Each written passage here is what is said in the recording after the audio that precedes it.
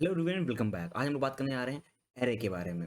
देखिए, आर में एरे अगर कंपेयर करें हम लोग मैट्रिक्स से, अगर हम लोग पिछले वीडियो में मैट्रिक्स पढ़े थे, अगर हम कंपेयर करें एरे और मैट्रिक्स में, एरे में क्या है, मोर देन 2 डायमेंशन का हम लोग इस्तेमाल कर सकते हैं, बट ये काम हम लोग मैट्रिक्स में नहीं कर पाते हैं। ठीक, नाउ अब बात करें एरे में और आर में एरे कैसे इस्तेमाल करते हैं। ठीक, तो एरे को क्रिएट करने के लिए यहाँ पे बना हुआ है आर में एरे फंक्शन। ठीक, उसके उसकी हेल्प से हम लोग यहाँ पे एरे को क्रिएट करेंगे।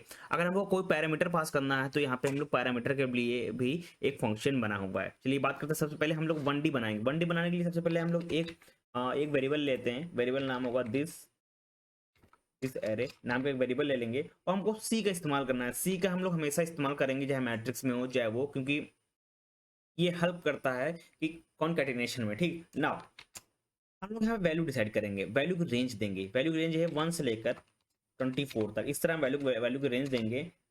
देन हम लोग यहाँ पे क्या करेंगे, दिस एरे को प्रिंट कर देंगे। जैसे हम लोग इसको प्रिंट करेंगे, यहाँ पे ध्यान दीजिएगा ये क्या किस टाइप का एरे है, ये 1D एरे है। ठीक, 1 डायमेंशन एरे, हमारा 1 डायमेंशन एरे प्रिंट हो गया। ठीक, हमारा आउटपुट आ गया। अगर हम लोग बात करें 2D एरे की, बात करें मोर देन 1 डायमेंशन की, अगर हम लोग बात करें तो यहाँ पे हम लोग सबसे पहले क्या लेंगे, नया वेरिएबल लेंगे। नया वेरिएबल कौन सा है, नंबर लेंगे मल्टी एरे नाम से एक वेरिएबल ले लेंगे। ठीक, नाउ हम लोग को अगर क्रिएट करना है एरे को, तो हम लोग यहाँ पे एरे फंक्शन लगाएंगे। देन यहाँ पे हम लोग क्या करेंगे, मल्टी डायमेंशन बनाना है तो सबसे पहले हम लोग 1D भी ले लेंगे। यहाँ से 1D का जो वेरिएबल नेम है 1D एरे का, उसका भी यहाँ पे नाम ले लेंगे। देन कॉमा लगाएंगे। कॉमा लगाने के बाद हम लोग यहाँ पे पैरामीटर पास करेंगे, dimension equal to C 4 comma, यहाँ पे हम लोग वैल्यू पास करेंगे। ठीक, 4,3,2। नाउ ये हमारा बन गया मल्टी डायमेंशन। अब इसको हम लोग क्या करेंगे, प्रिंट करेंगे। ठीक, नाउ इसको रन कराएंगे।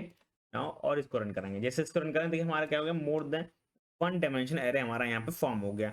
हम लोगों ने किसकी हेल्प लिया, हम लोग ने पिछला जो 1D बनाया था उसकी हेल्प लिया। हम लोग ने क्या किया, पैरामीटर यहाँ डिफाइन किया। ठीक, डिम का मतलब क्या होता है, ये क्या करता है, dim parameter to specify the dimension. हमको डायमेंशन जिस फॉर्म में चाहिए वो यहाँ पे हम लोग यहाँ पे देते हैं। ठीक, यहाँ पे हम लोग डोनेट करते हैं। नाउ अब ये कैसे वर्क करता है, ये जो हम लोग ये लिखे हैं डिम इक्वल टू सी के अंदर 4,3,2,1, ये कैसे वर्क करता है। ठीक, देखिए, first and second number in the bracket define the amount of row column, यानी कि ये जो 4 और 3 लिखा है ये क्या डिफाइन करते हैं, रो कॉलम को डिफाइन करते हैं। फर्स्ट किसको डिफाइन करता है, फर्स्ट नंबर जो 4 लिखा है वो किसको डोनेट करता है, वो अमाउंट ऑफ रो को डोनेट करता है। और 3 क्या डोनेट करता है, अमाउंट ऑफ कॉलम को डिफाइन करता है। और लास्ट का जो 2 लिखा हुआ है ये किसको डोनेट करता है, ये लास्ट नंबर ये क्या करता है कि ब्रैकेट स्पेसिफाई है, यानी कि how many dimension we want. ठीक, तो वो इसको डोनेट करता है 2। ठीक, आपको समझ में आ गया, 4 किसको डोनेट कर रहा है, यहाँ पे रो को, 3 डोनेट कर रहा है कॉलम को, और 2 किसको डोनेट कर रहा है कि हमको कितने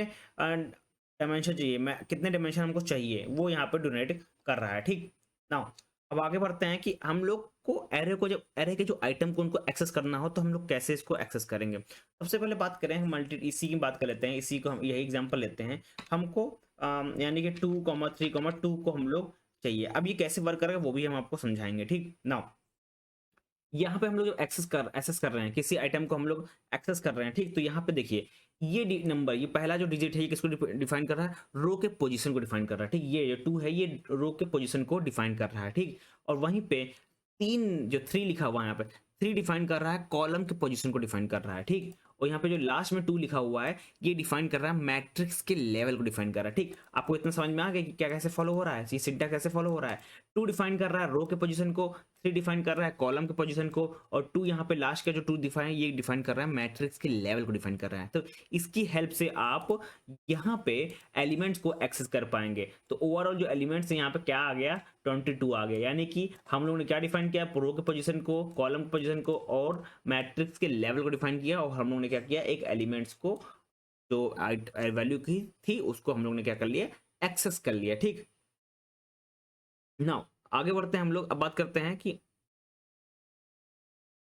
अगर हमको सारे एलिमेंट्स एक्सेस करने हैं फर्स्ट कॉलम के, ठीक, वो कैसे करेंगे, या फर्स्ट रो के करने हैं तो वो कैसे करेंगे। तो उसके लिए सबसे पहले हम लोग क्या करते हैं, यहाँ पे इसको इरेज कर देते हैं। हमको सबसे पहले क्या करना है कि हम लोग ये करने जा रहे हैं कि सारे एलिमेंट को एक्सेस कर रहे हैं जो फर्स्ट रो में है। ठीक, उसके लिए सबसे पहले हम लोग सी फंक्शन का इस्तेमाल करेंगे और 1 ब्रैकेट के बाद कॉलम, कॉमा, देन 1 का इस्तेमाल करेंगे, यानी कि हम लोग सी फंक्शन का इस्तेमाल करेंगे जब भी हमको होल नंबर ऑफ वैल्यू को एक्सेस करना हो किसी भी रो या किसी भी कॉलम के अंदर, ठीक, मैट्रिक्स से। तो हम लोग इस तरह का काम करेंगे, ठीक, हम लोग सी फंक्शन का इस्तेमाल करेंगे। इसको अगर रन कराएंगे तो सारे एलिमेंट्स हम लोग ने क्या कर दिए, यहाँ पे एक्सेस कर लिए 159, ठीक, हम लोग ने क्या किया, एलिमेंट्स को नम वैल्यू को जो एक्सेस कर लिया, ठीक।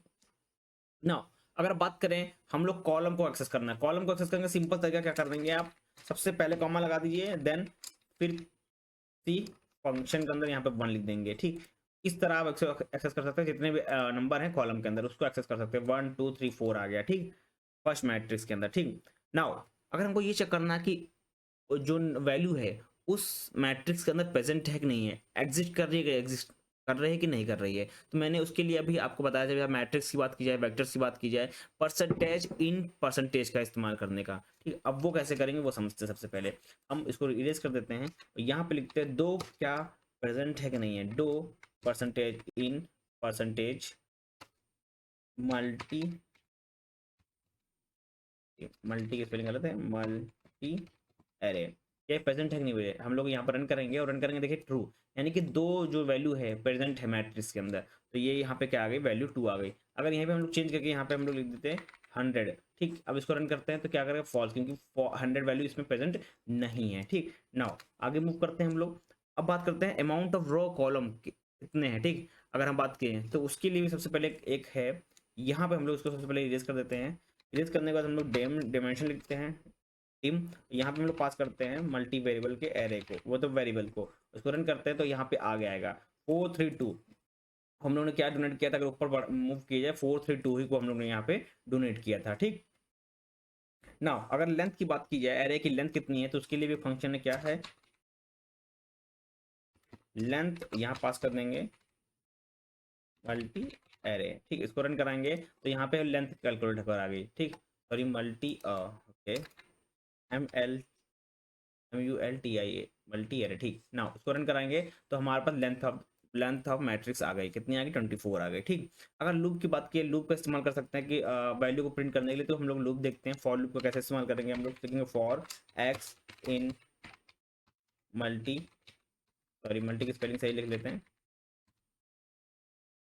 मल्टी एरे, देन हम लोग यहाँ पे एक्स को यहाँ पे प्रिंट कर देंगे, ठीक, एक्स को हम लोग प्रिंट कर देंगे। इसको आप रन कराएंगे तो हमारे जितने भी मैट्रिक्स होंगे सबको सब प्रिंट होकर आ जाएंगे, कहाँ से, 1 से लेकर 24 तक, क्योंकि हम लोग जो पहला 1 डायमेंशन क्या था, 1 से लेकर 24 तक था, ठीक। तो हम इसको प्रिंट करके आ जाएंगे, ठीक, प्रिंट कर लेंगे। नाउ तो आज के लिए बस इतना ही। हम लोग ने देखा एरे में कैसे हम लोग उसको एक्सेस कर सकते हैं, सारी रो को एक्सेस कर सकते हैं, सारी रो में जो वैल्यू उसको एक्सेस कर सकते हैं, कैसे लेंथ कैलकुलेट कर सकते हैं, ठीक। हम लोग ये भी देखें कि कैसे हम लोग 1D की हेल्प से मल्टी डायमेंशन बना सकते हैं, ठीक, 2D बना सकते हैं, जितना चाहे उतना हम लोग यहाँ पे क्रिएट कर सकते हैं। हम लोग कैसे रो की पोजीशन क्या होती है, कॉलम की पोजीशन क्या होती है, मैट्रिक्स लेवल क्या होता है, वो भी हम लोग ने देखा। नेक्स्ट वीडियो में हम लोग बात करेंगे डेटा फ्रेम के ऊपर। तक के लिए थैंक यू एवरीवन।